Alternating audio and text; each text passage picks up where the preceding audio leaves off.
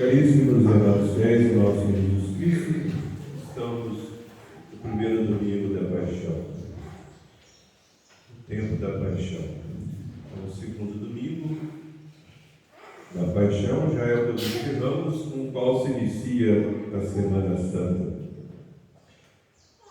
Então, quarta e sexta, via sacra, a missa 5 horas, depois da missa via sacra. E no domingo, no próximo domingo, domingo de Ramos, as cerimônias começam às 7 horas da manhã. A bênção e a procissão de Ramos, depois da Santa Missa. Nesse tempo, de um modo todo especial, devemos meditar na paixão e morte de nosso Senhor Jesus Cristo. É a meditação mais salutar para a nossa alma, a mais própria para nos santificar. Santo Agostinho dizia que uma lágrima derramada na meditação da paixão e morte de Jesus vale mais do que uma semana de jejum a pão e água. Essa meditação nos dispõe para o arrependimento perfeito. E como todos sabem, esse arrependimento purifica inteiramente a nossa alma. Mesmo de pecados mortais, a pessoa é perdoada no mesmo instante, desde que tenha o desejo de se confessar, que é o meio que Jesus deixou para a gente receber o perdão. Mas suponhamos que a pessoa, tendo feito um ato de confissão perfeita, com um desejo pelo menos implícito de se confessar, mas morreu antes de se confessar, ele se salva porque aquele ato de arrependimento perfeito perdoou todos os seus pecados, mesmo que sejam mortais, mesmo que sejam gravíssimos. Eis aí o valor de um ato de contrição perfeita. E essa meditação sobre a paixão e morte de Jesus é a que nos dispõe para este ato de contrição perfeita. Ou seja, a gente se arrepende movido unicamente por ter ofendido a nosso Senhor, que é tão bom, que nos enviou o seu próprio Filho, fez-se homem, tomou a forma de servo, aniquilou-se a si mesmo, fez-se obediente até a morte, e morte de cruz, para nos salvar. Então é impossível uma pessoa fazer essa meditação e não se arrepender dos seus pecados. Por isso que a igreja manda cobrir as imagens de roxo, para nos incitar a esse arrependimento. Tristeza pela morte de Jesus, penitência pelos nossos pecados que foram a causa dessa morte. São Paulo diz que quem peca, mortalmente, é como se crucificasse de novo a nosso Jesus Cristo. Então, nós somos os algozes, os assassinos de Jesus, dos nossos pecados. Daí o arrependimento que a gente tem que ter. O melhor dos amigos deu a sua vida por nós para nos perdoar os pecados com os quais a gente o ofendeu. Então, para termos um auxílio nessa meditação, vou contar-vos uma parábola. Havia um rei, o mais poderoso do mundo, e boníssimo. Tinha só um filho, o príncipe seria o herdeiro do trono. Mas, como diz a filosofia, o bem é de si difusivo, como perfume, não fica em si, senão não seria perfume, ele se difunde, Assim é o bem, Deus é o próprio bem, é o bem supremo. Então, por bondade, é a própria bondade. Ele quis que outro ser, criar, tirar do nada, outros seres que fossem semelhantes a ele. Veja bem, fossem semelhantes a ele, para participar da sua vida, para participar da sua glória eterna, para habitar com ele no paraíso. Eis a bondade infinita de Deus. Pois bem, esse rei poderosíssimo e boníssimo, que tinha esse único filho, ele adotou, por vontade, uma criancinha, um menino, pobrezinho, adotou como um filho seu. Moraria ali no palácio, seria dele também, como seu próprio filho.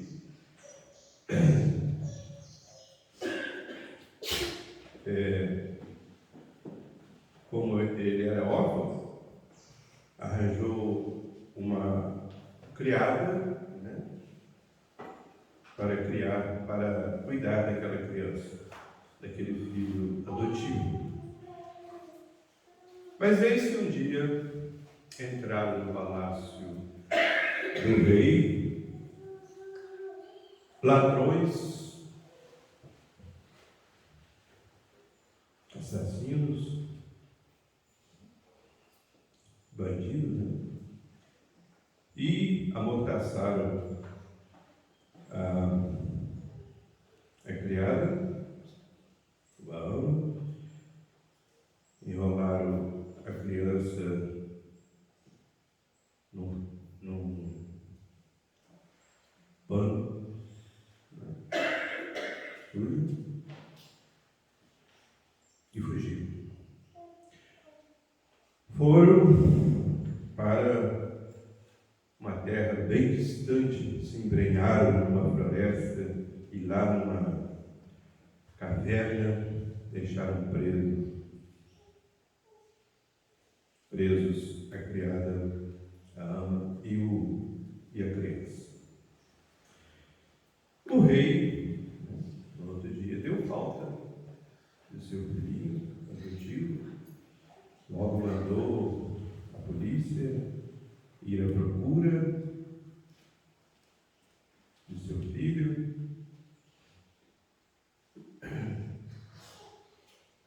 Mas foi tudo em vão. A polícia não conseguiu descobrir o esconderijo onde estava a criança, filha adotiva do rei.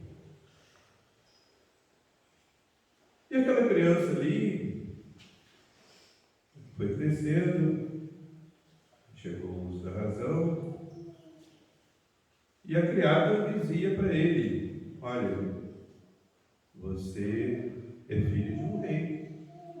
Nós somos roubados pelos ladrões, pelos assassinos, pelos bandidos. Estamos aqui nessa prisão, bem longe do palácio do rei. Mas coragem, um dia o rei vai nos encontrar e nos vai reconduzir para o seu palácio.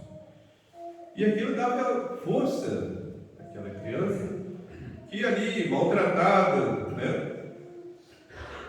Às vezes muito desanimada, né? Fraca, recuperava as forças daquelas palavras de sua ama. E um dia o rei chamou o príncipe, seu filho, e disse para ele: eu desejo salvar o meu filho adotivo. Ninguém conseguiu descobri-lo e reconduzi-lo ao nosso palácio.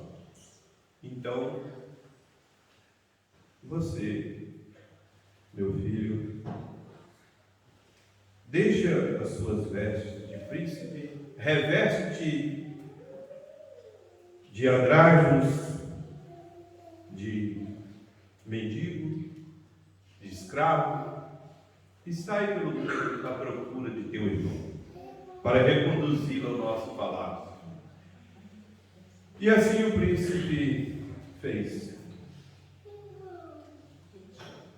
Foi muito maltratado, porque ninguém sabia que era o príncipe, o filho do rei mais poderoso do mundo.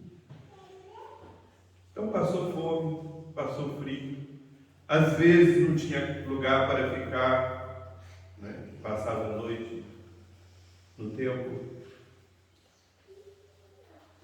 na montanha, floresta.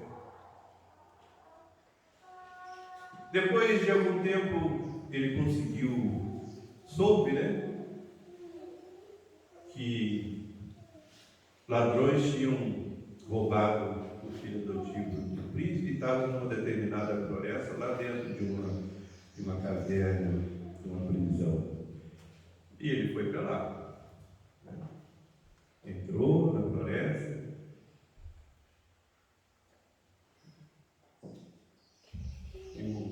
O filho adotivo do rei já estava na paz, mas muito maltratado, magro, né?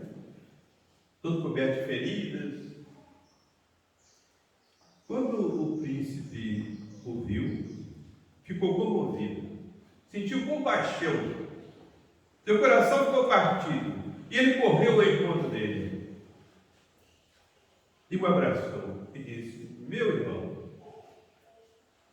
sofri muito para chegar aqui, mas agora eu te vou levar para o nosso pai, o rei, para o nosso palácio. E aquele rapaz, criado ali entre os bandidos, não acreditou que aquele fosse seu irmão. Como pode ser um príncipe assim, tão maltrapilho, tão pobre? E criado ali entre os bandidos, ele tinha uma maldade terrível no coração. Sabe o que ele fez? Apanhou um punhal e cravou no coração do seu irmão, que caiu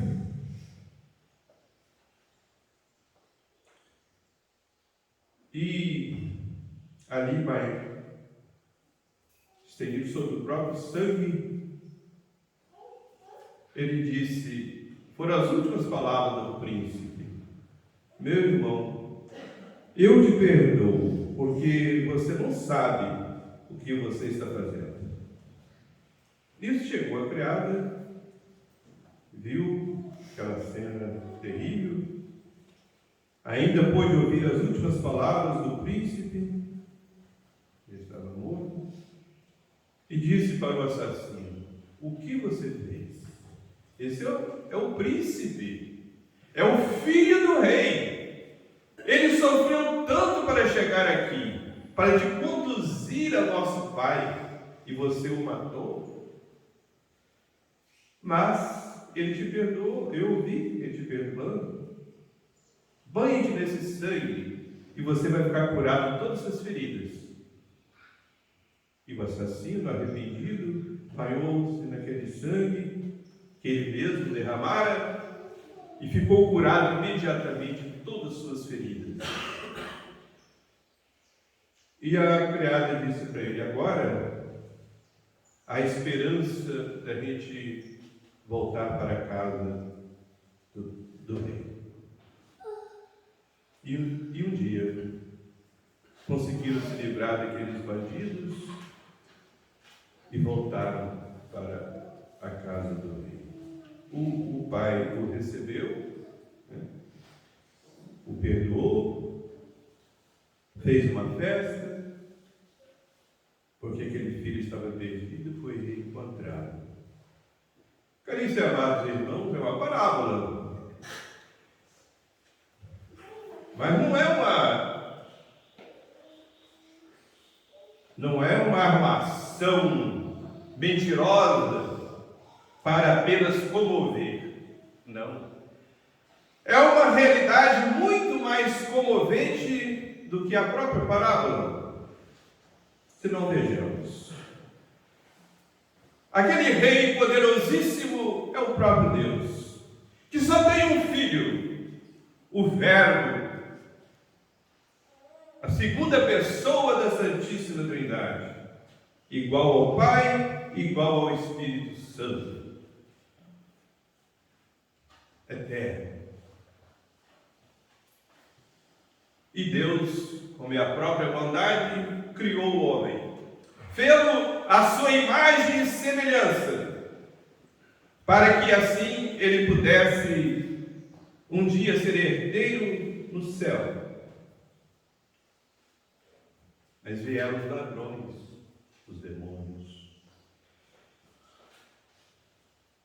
invejosos, homicidas. E o demônio conseguiu enganar os nossos primeiros pais, que era a cabeça de todo o gênero humano, e assim entrou a morte. Entrou a escravidão para a humanidade. Escrava do pecado, consequentemente, escrava do demônio. A humanidade achava-se num estado lastimoso. Crime, guerra, tudo quanto é espécie de maldade sobre a face da terra, depois que entrou o pecado. A escravidão era terrível. Ninguém teria poder para redimir a humanidade, porque aquele pecado ofendia Deus, que é infinito, e daí era uma culpa de uma gravidade infinita, e só um ser infinito poderia repará-la. Então só Deus podia reparar, porque só Deus é infinito. Mas teria que sofrer, teria que derramar o seu sangue, porque sem derramamento de sangue não há redenção, como diz São Paulo.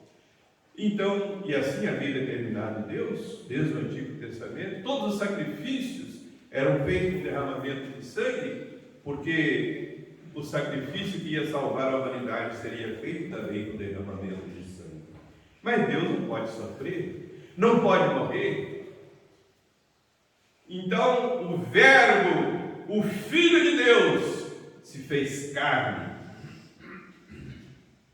se fez homem, como diz Santo Agostinho, para que o homem pudesse se fazer Deus, nesse sentido de que ele participaria da natureza divina, lhe seria restituída a graça santificante pela qual ele seria semelhante a Deus, e, portanto, Filho de Deus e herdeiro do céu, o herdeiro de Jesus Cristo.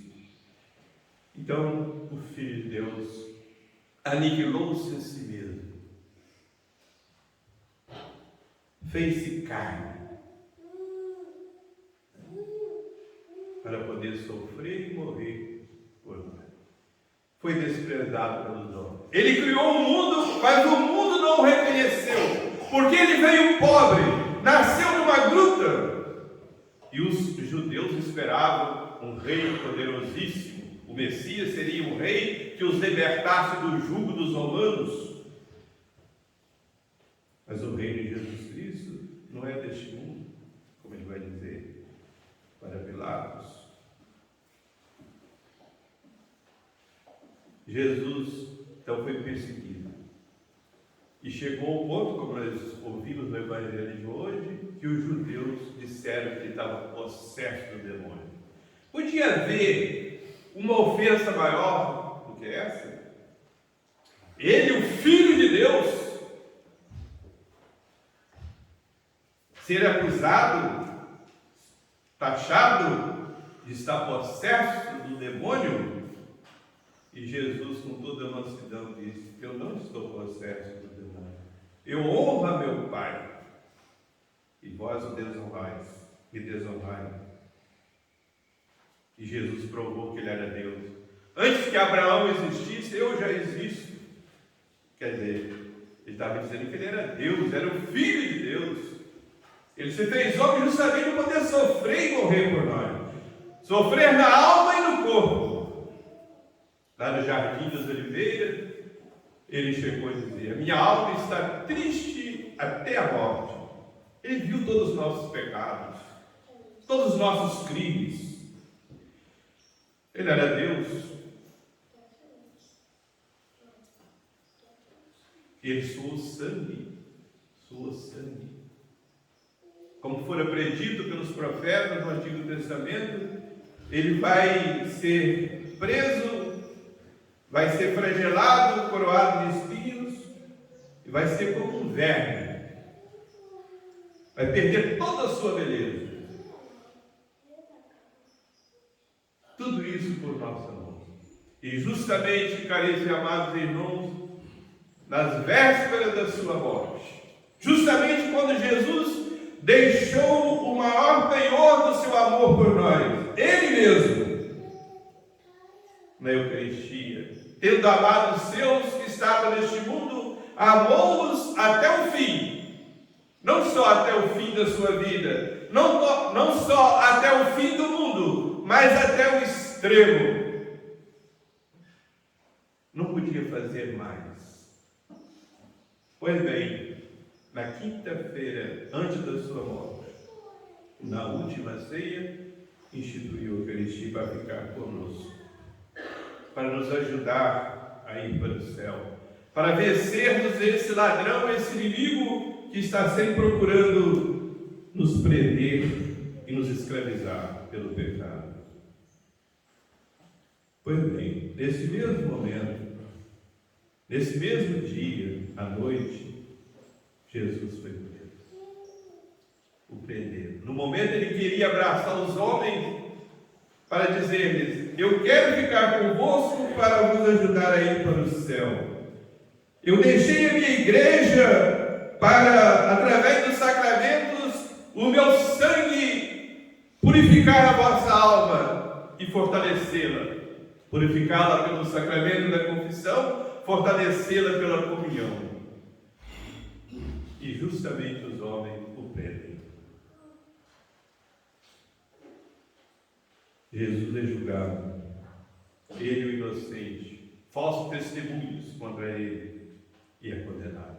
Depois de ter reconhecido que ele era inocente, foi preferido a um bandido.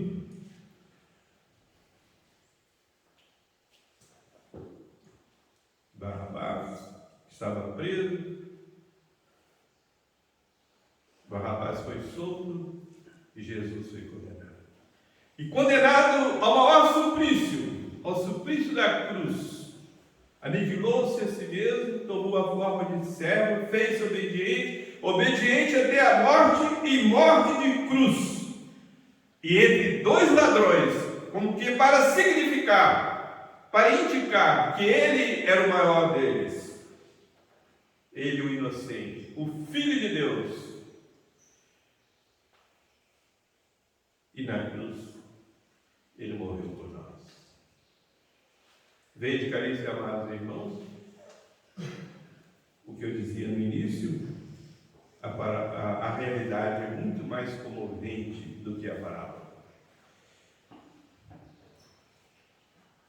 Então meditemos na paixão e morte de Jesus, para crescermos no amor a Ele, para termos um arrependimento perfeito dos nossos pecados, enfim, para fazermos realmente uma santa Páscoa, passar do pecado para a vida da graça, passar da tibieza para uma vida fervorosa, para que um dia possamos passar deste vale de lágrimas para a pátria do repouso eterno. Amém.